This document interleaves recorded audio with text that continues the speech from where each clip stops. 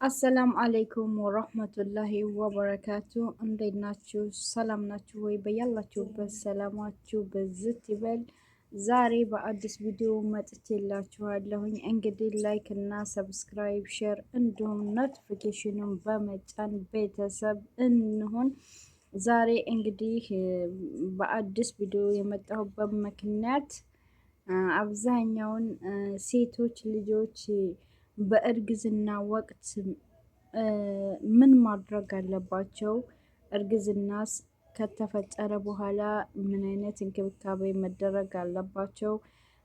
እርጉዝ ሴት ስትሆን እንዴት ማወቅ አለባት አንድ ሴት የሚለውን ነገር እንግዲህ በዋነኛው ኢምፖርታንት ሶስቱን ነገር ይዘን ነው የምናወራው። እንግዲህ አንድ ሴት ልጅ ከተለያየ ጾታ ጋር ከወንድ ጋር ግንኙነት በምታደርግበት ሰዓት ያው የሚፈጠረው ነገር አለ። እርግዝናም ሲፈጠር ሴት ልጅ ብዙ ቻሌንጅ ይገጥሟታል። ያንን ቻሌንጅ ደግሞ ያቺ ሴት ማርገዟን የምታውቀው እንዴት ነው ዋናው።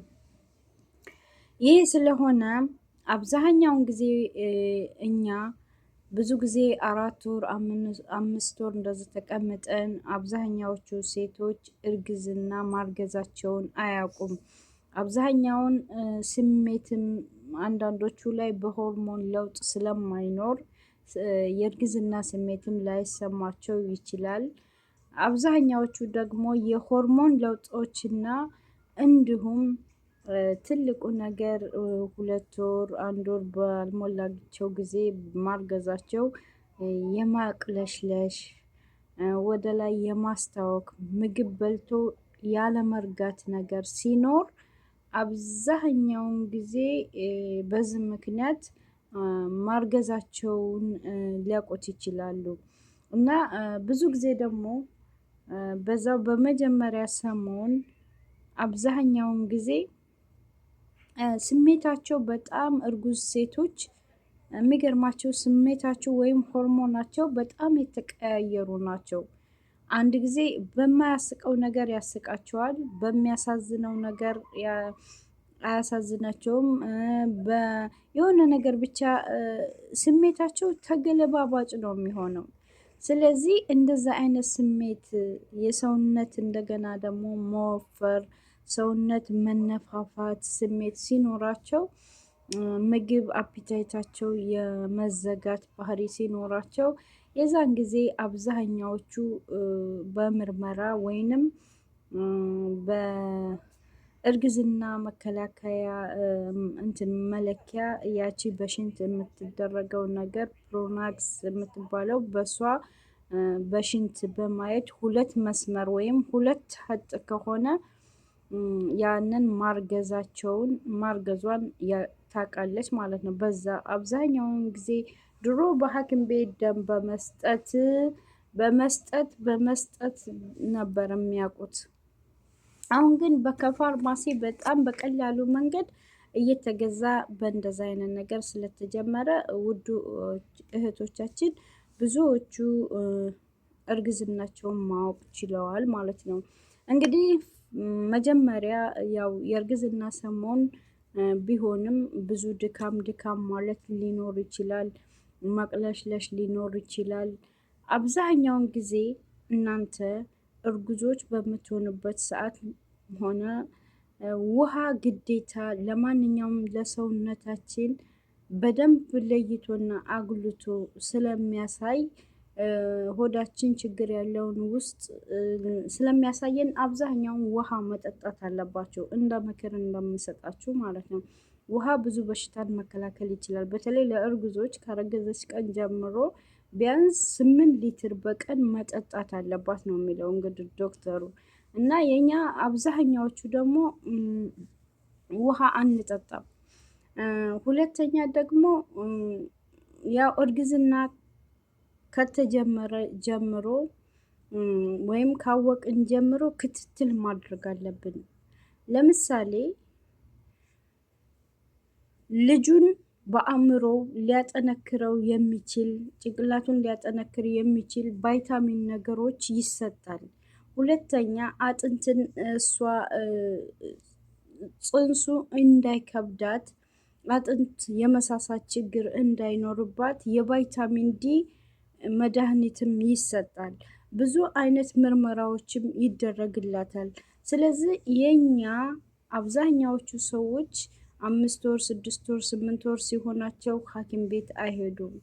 አብዛኛውን ጊዜ ችግራቸውን አፍነው ይይዙና መጨረሻ ላይ ለመውለድ ዝግጅት ሲሆኑ ሳይድ ኢፌክት ወይም ችግር ሊፈጠር ይችላል። ይሄ ከመሆኑ በፊት ራሳቸው መጀመሪያ መፈተሽ ያስፈልጋቸዋል።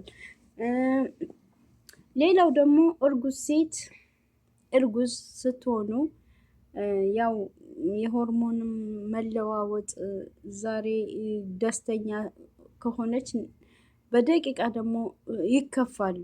በደቂቃ ተከፍተው ደግሞ በደቂቃ ይደሰታሉ። እና በተቻለ መጠን የስነ ልቦና ክትትል ቢደረግላቸውም ብዬ እላለሁ። እንደገና ደግሞ አብዛኛውን ነገር ደግሞ ሲያረግዙ ሴቶች ብዙ ጊዜ ብስጭት፣ ንደት፣ መቆጣት ያበዛሉ። ይህንንም ደግሞ እንድትረዷቸው በተለይ ባሎቻችሁ የሆናችሁ ሰዎች ሚስቶቻችሁ በሚያረግዙበት ሰዓት ብዙ የፌስ ልውውጥ፣ የንግግር ልውውጥ፣ የአክት ልውውጥ ስለሚያደርጉ መቀየምና መቆጣት የለባችሁም ማለት ነው። ስለዚህ ሌላውም ሰው መረዳት አለበት።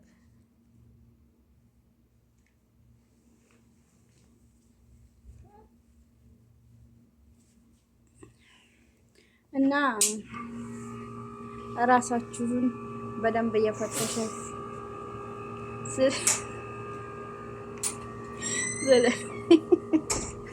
እና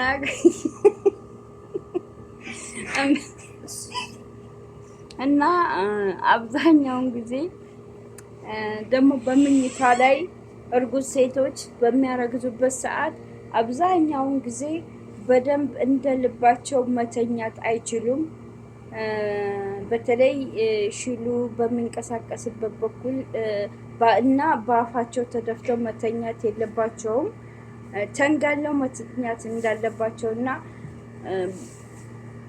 ሽሉ ሲንቀሳቀስም ሆነ ሲዟዟሩ የሚያሳየው ነገር ውጋት ስለሚወጋቸው ተስተካክለው ቢተኙ ጥሩ ነው። ተንጋለው ቢተኙ ይመረጣል። በአፋቸው ተደፍተው እንዳይተኙ ይሄ ሐኪም ምክንያቱም የሽሉ የመገልበጥ ወይንም ሽሉ የመዟዟር ባህሪ ስለሚኖር ይህን ነገር እርጉዞች ብትከታተሉ ጥሩ ነው።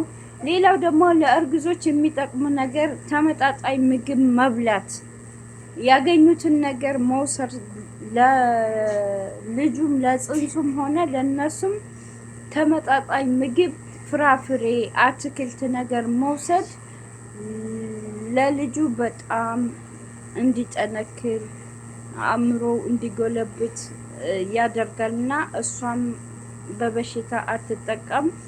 አብዛኛውን ጊዜ ከስጋ ነክ የበለጡ ነገሮች ሙዝ፣ ብርቱካን፣ እንደዚህ ኦሬንጅ ምናምን በቃ ፍሩት ነገር ጥራጥሬ ነገር ብታዘወትር እና ውሃ ብታዘወትር ገንቢ ምግቦችን በተለይ አሳ ነገሮችን ብታዘወትር እንደገና አብዛኛውን ጊዜ የሚጠጣ ወተት ነገሮችን ከሻይ ይበልጥ ከቡና ከካፌ ነገሮች ወተት ነገሮችን ጁሶች ነገሮችን ብታዘወትር ለሷም ሆነ ለልጁ ለጽንሱ በጣም ጠቃሚ ነው ብዬ አስባለሁኝ። እና እርጉዞች ደግሞ ብዙ ጊዜ እናት መሆን በጣም ከባድ ነውና ወደፊት ልጇን አቅፋ እስከምትአይ ድረስ እስከምትስም ድረስ በጣም ስቃይ ያለው ምነው በቀረብኝም የሚያሰኝበት ጊዜ አለ። የእርግዝና አይነቶች በየሰው ስሜት ይለያያል። አንዳንዱ በጣም ቀላል ይሆናል፣ ሌላው ደግሞ በጣም ከባድ ይሆናል። ግን የሚገርማችሁ ነገር እርጉዝ መሆን የመጀመሪያና የሁለተኛ እርግዝና ይለያያል። ምክንያቱም ይሄን ከወለዱ ሴት ሰዎች ስንጠይቃቸው ሁልጊዜም ደግሞ የመጀመሪያ የሆነ እርግዝና በጣም ከባድ ነው የምንለውን ነገር ሁሉ ከምንለው በላይ ነው የሚያደርገን ማለት ነው። ስለዚህ ሴቶችዬ እርጉዝ ስትሆኑ ራሳችሁን መጠበቅ አለባችሁ። እና ለዛሬ ይዤላችሁ የመጣሁት ስለ እርግዝና ምን ይመስላል የሚል ነው። አሰላሙ አለይኩም ወራህመቱላሂ ወበረካቱ።